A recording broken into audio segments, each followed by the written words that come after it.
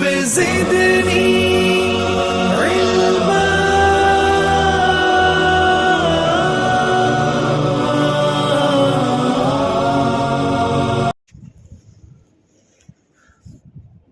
الحمد لله وحده والصلاة والسلام على من لا نبي بعده وعلى آله وأصحابه الذين أوفوا عهده أما بعد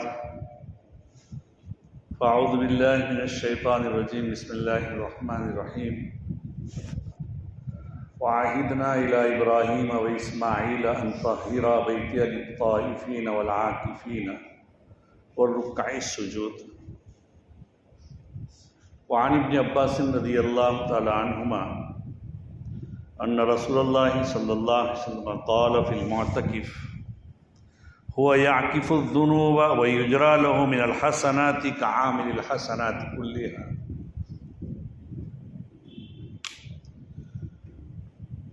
وقال النبي صلى الله عليه وسلم من اعتكف يوما ابتغاء وجه الله تعالى جعل الله بينه وبين النار 3 خنادق كل خندق أبعد مما بين الخافقين. صدق الله مولانا العظيم صدق رسوله النبي الكريم. عزیزان محترم دوستو، میں نے آپ کے سامنے قرآن کریم کی آیت کریمہ جس میں حق تعالی شانہ نے 2 نبیوں کو بیت اللہ کی جب تعمیر پوری کی، حضرت ابراہیم اور اسماعیل نے، تو اس کے بعد ان کو حکم دیا کہ میرے گھر کو پاک صاف رکھو، طواف کرنے والوں کے لیے، اعتکاف کرنے والوں کے لیے، رکوع اور سجدہ کرنے والوں کے لیے. گویا کہ یہاں میں آپ کے سامنے اعتکاف کے سلسلے میں کچھ بتلانا چاہتا ہوں. جانتے ہیں اچھی طرح کہ یہ رمضان المبارک کا مہینہ چل رہا ہے اور اب گویا کہ جا ہی رہا ہے. آج 20 رمضان ہو چکی ہے. کتنے لوگ جو گزشتہ سال ہمارے ساتھ تھے آج ہمارے درمیان میں موجود نہیں. ہمیں بھی معلوم نہیں کہ آئندہ ہمارا رمضان ہمیں نصیب ہوگا یا نہیں. اس لیے عزیزو دوستو، ان دنوں کی قدر کریں. ان دنوں کی جو عبادات ہیں، روزے ہیں، تلاوت ہیں، اللہ کی یاد و ذکر میں مشغول ہونا ہے، صدقہ کو دینا ہے، اللہ کے سامنے دعائیں کرنا ہے، یہ تمام چیزوں میں اپنے آپ کو مشغول رکھیں. یہ سیزن ہے اللہ سے وصول کرنے کا. جتنی بھی عبادات ہیں حق تعالی شانہ کی جانب میں، اس میں اللہ کے ساتھ جہاں اللہ کی عظمت و جلال ہے، وہاں اللہ کے ساتھ ایک محبت کا اور عشق کا بھی اظہار ہے. جیسے کہ نماز ہے تو آدمی نماز پڑھتا ہے، اللہ کے سامنے اپنا کبھی جھکتا ہے، کبھی سجدے میں اپنا سر اور ماتھا ٹیک دیتا ہے. یہ اللہ کے سامنے ایک عزہ اور عشق کا اظہار. آدمی اپنے محبوب کے سامنے ہر چیز کر لیتا ہے. آدمی اپنا مال کماتا ہے تو اللہ کے حکم کے مطابق وہ زکوٰۃ وغیرہ دے دیتا ہے. روزے ہیں، اللہ کے لیے آدمی کھانا پینا چھوڑ دیتا ہے، جائز ضروریات کو پوری کرنا چھوڑ دیتا ہے اللہ کی وجہ سے.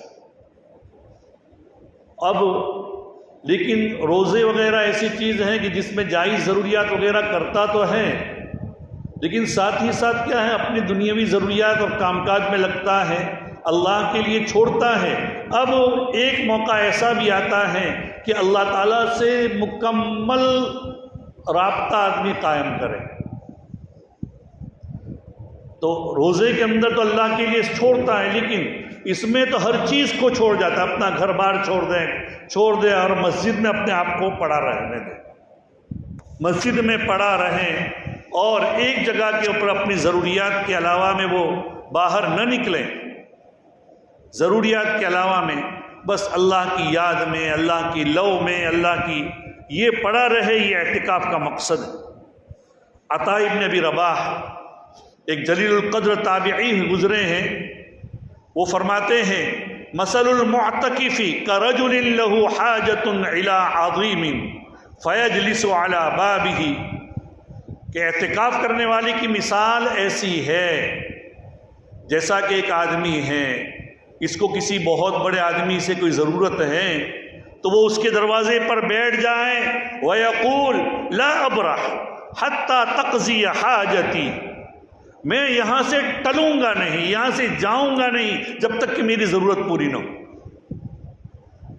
آگے وہ فرماتا ہے فَكَذَلِكَ الْمُعْتَكِفُ يَجْلِسُ فِي بَيْتِ اللَّهِ وَيَقُولُ لَا أَبْرَحُ حَتَّى يَغْفِرَ لِي، کہ معتکف وہ ایسا کہتا ہے کہ اے اللہ میں تیرے دروازے پر بیٹھ رہا ہوں، اس لیے بیٹھا ہوں کہ تو میری بخشش کر دے، اب میں یہاں سے جانے والا نہیں ہوں جب تک کہ تو میری بخشش نہ کرے۔ یہ معتکف کی مثال۔ آج دنیا میں کوئی آدمی کسی انسان کے پاس جتنی دھن دولت ہے وہ سب عارضی ہے، جو بھی ہے کوئی کتنا بھی بڑا مالدار ہے، زمانے کا کیا ہے، وہ بہت بڑا ملینر اور بلینر اور ٹریلینر ہے، بہت پیسے ہیں اس کے پاس، لیکن وہ مال کیسا ہے؟ ختم ہونے والا۔ دنیا کے مال کی مثال جیسے میں نے کسی موقع پر بھی بتلایا تھا، اللہ کے رسول صلی اللہ علیہ وسلم حق تعالی شانہ کی جو خدائی بتلاتے ہیں تو ابو ذر رضی اللہ تعالیٰ عنہ کی روایت ہے کہ اللہ کے رسول صلی اللہ علیہ وسلم فرماتے ہیں کہ حق تعالی شانہ فرماتے ہیں کہ یا عبادی لو ان اولکم وآخرکم وانسکم وجنکم قاموا فی صعید واحد، اے میرے بندوں، تمہارے اول و آخر، تمہارے انسان و جنات سب ایک میدان میں کھڑے ہو جائیں اور ہر ایک اپنی اپنی ضروریات کے مطابق مانگے، جتنا مانگنا اتنا مانگے، میں تمام کو ان کی ضروریات کے مطابق دے دوں تو میرے خزانے میں کوئی کمی آنے والی نہیں، مگر جتنی کہ سمندر کے اندر دریا میں آدمی ایک انگلی ڈالے اور پانی نکالے تو انگلی پر کتنا پانی آئے گا، اتنا، یہ بھی سمجھانے کے لیے محدثین کہتے ہیں، ورنہ اللہ کی خزانے میں اتنی بھی کمی نہیں۔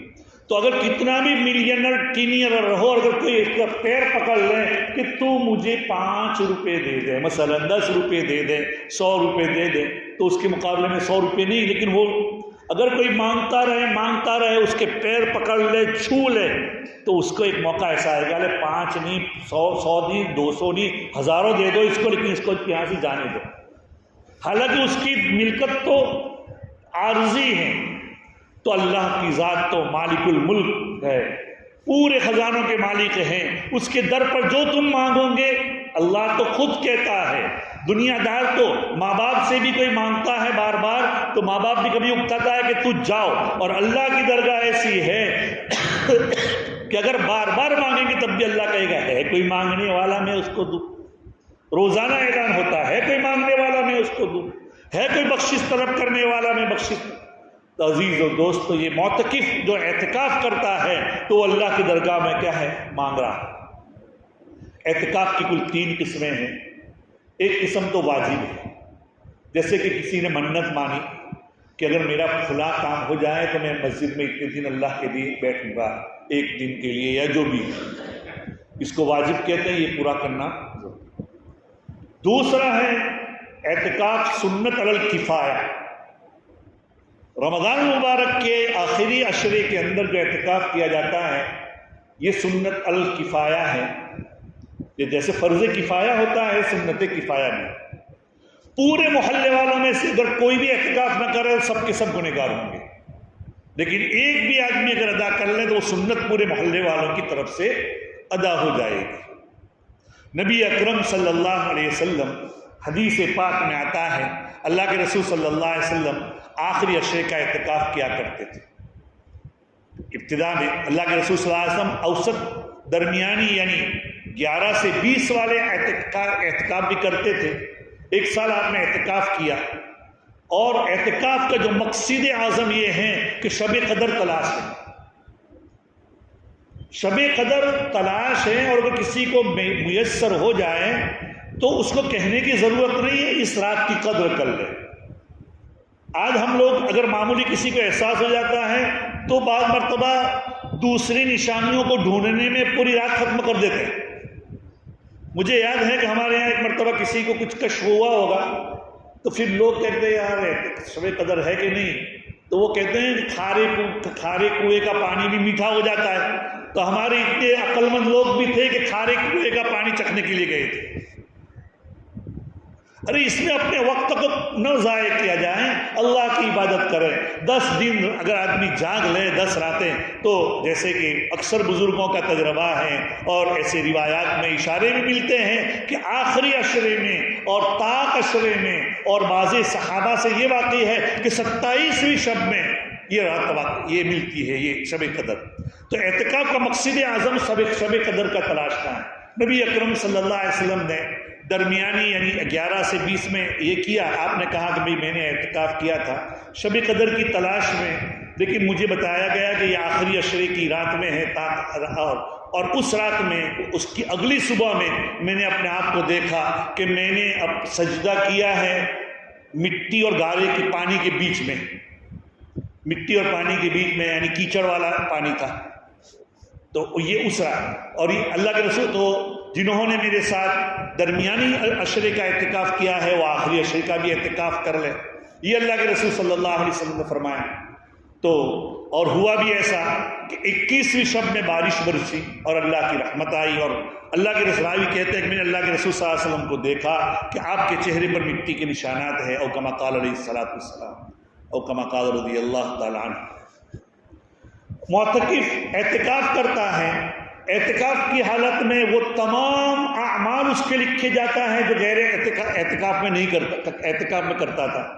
جیسے کہ اعتکاف نہ ہو اور آدمی جنازے میں جاتا ہے، بیمار کی عیادت کے لیے جائیں، یا کوئی اور نیکی کے کاموں کے لیے جائیں، گشت کے لیے اللہ کے راستے میں نکلتا تھا، وہ تمام کام وہ نہیں کرتا ہے اعتکاف کی حالت میں، لیکن وہ سارے کے سارے اس کے کیا ہے، اس کے اجر اس کے لکھے جاتے ہیں، اور وہ گناہوں سے بچتا ہے، مسجد کے اندر اللہ کے دربار میں پڑا رہتا ہے، گناہوں سے بچتا ہے، بہت سی برائیوں سے اس کی حفاظت ہوتی ہے۔ تو یہ معتکف کے ایک اعتکاف کا فائدہ ہے۔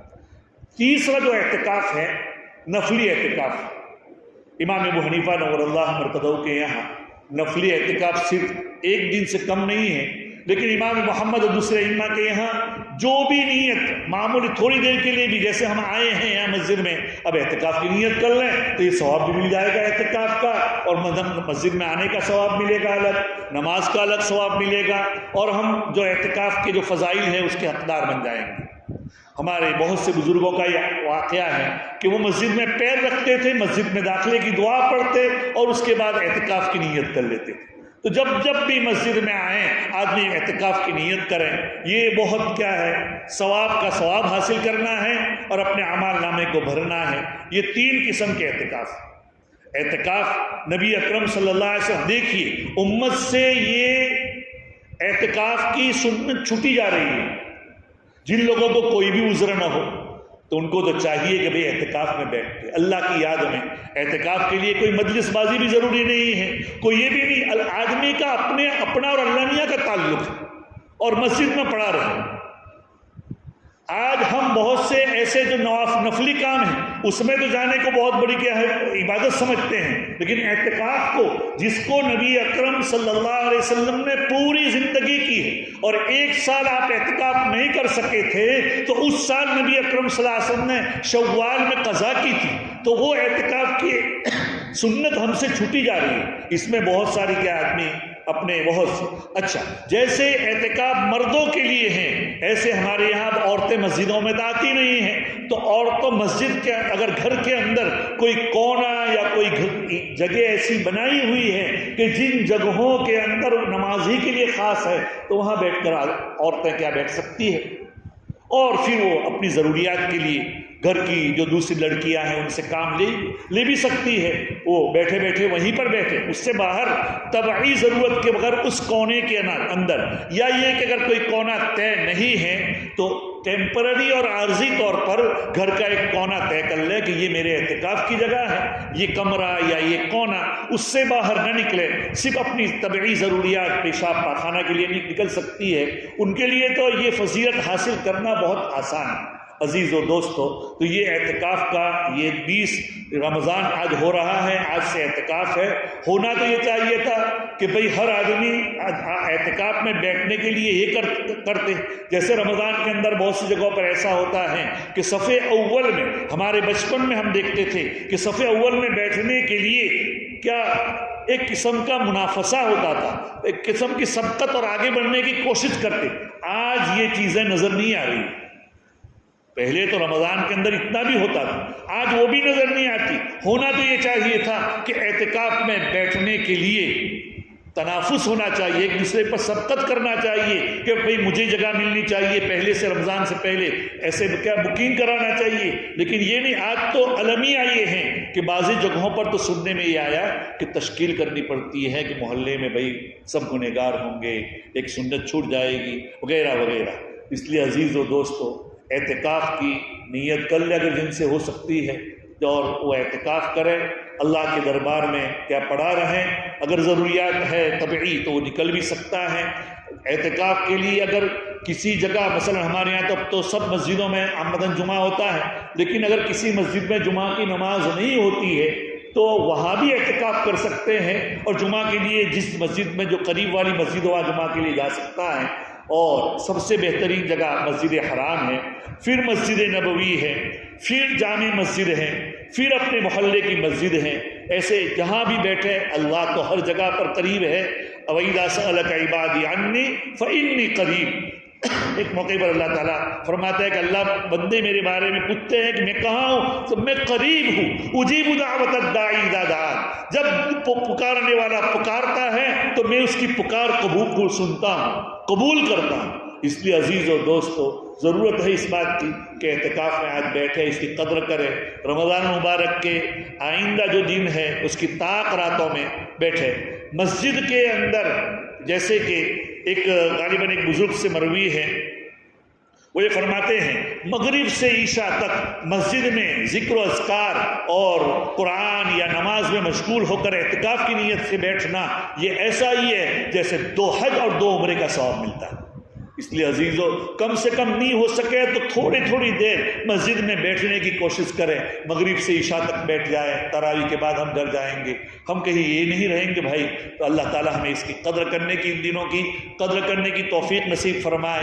آئندہ سال ہمیں نصیب ہو یا نہ ہو، لیکن یہ جو دن باقی ہے، اب ہماری جتنی گھڑیاں باقی ہے، ان دنوں کے اب کچھ گھنٹے باقی ہیں۔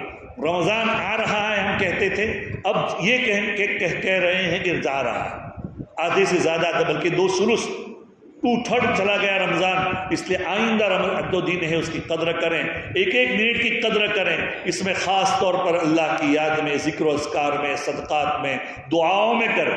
اور جیسے رمضان میں عبادتوں کا ثواب ملتا ہے تو ایسے گناہوں کا بھی عقاب اور اس کی سزائے مل سکتی ہے۔ اللہ تعالی ہماری حفاظت فرمائے۔ اس میں خاص طور پر اللہ کے رسول صلی اللہ علیہ وسلم نے جو لوگ غیبت کرتے تھے ان کی کیا کی، ان کی اللہ کے رسول صلی اللہ علیہ وسلم نے وہ کہا کہ کہاں ہے وہ، بھئی ہم تو روزے دار ہیں، تمہارا روزہ افطار ہو گیا۔ تو ایک موقع پر ایک حدیث میں فرمایا تھا بھئی کیسے تھا کہ کیا تم اپنے 2 بھائیوں کی جو غیبت کی ہے یہ ایک مردار بکری کھانے کے برابر ہے؟ تو یہ بھی ایک قسم کا کیا گناہ ہے۔ اللہ تعالی ہمیں کیا اس کی حفاظت کرنے کی، اس سے حفاظت کرنے کی توفیق نصیب فرمائے، آئندہ دنوں کی قدر کرنے کی توفیق نصیب فرمائے۔ وآخر دعوانا ان الحمد للہ رب العالمین۔